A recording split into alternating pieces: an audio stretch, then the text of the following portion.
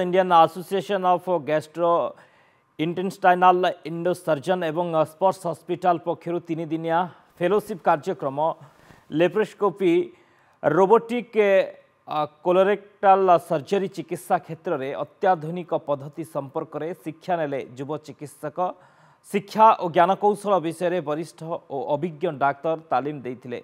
कार्यक्रम को doctor Chittaranjan Das, doctor Shrijay Patnaik स्पर्श हॉस्पिटल शल्य चिकित्सक एवं IAGES ऑर्गेनाइजिंग सेक्रेटरी डॉक्टर माधुरी पट्टनायक परिचालना करते। भारतर विभिन्न स्थान 150 जन वरिष्ठ सर्जन अंशग्रहण करते।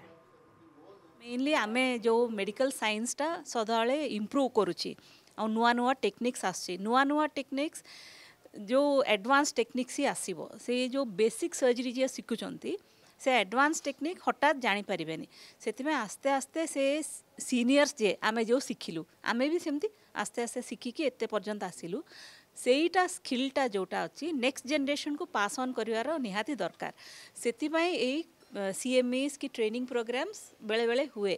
Main thing what is advancing is technology.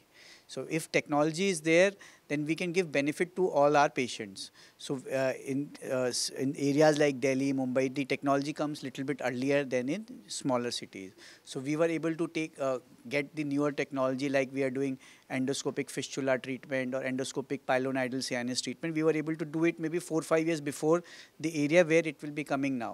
Advanced laparoscopy रे आउरी जेमती समस्ते सीनियर्स माने कहिले नुआ स्किल्स नुआ टेक्नोलॉजी को से माने सिखि परिबे। फर्स्ट पाठटा आमे ट्रेनिंग दो इम्पार्ट करू नॉलेज रे हमरो इंटरैक्टिव सेशन 2 दिन रो पूरा इंटरैक्टिव सेशंस रहे 2 वे इंटरैक्शंस तापरे सर्जिकल वर्कशॉप रे से माने लाइव सर्जरी देखिले एमती होची सेमती होची ऑन स्क्रीन से माने देखिले लाइव ऑपरेशन होची गोटे जगह रे ट्रांसमिशन होची सेथिरे तांकर स्किल्स एथि इम्प्रूव करे। जो सर्जन माने ऑलरेडी आरंभ कलेनी लैप्रोस्कोपी एवं समस्ते गलब्लाडर कले अपेंडिक्स कले यूट्रस कले ओभारियन सिस्ट कले ये सब जो साधारण प्रोसीजरटा कलापर बर्तमान एडवांस प्रोसीजर जावाक पड़ो ता ना आम आगे पारानी। प्रत्येक प्रदेश से सब बहुत आगे गले जेहेतु आम ओडिशा रे आमर एते इंस्टीट्यूशन नथिला एवं आम सुविधा नथिला से आम पिला माने के आगे पार नथिले।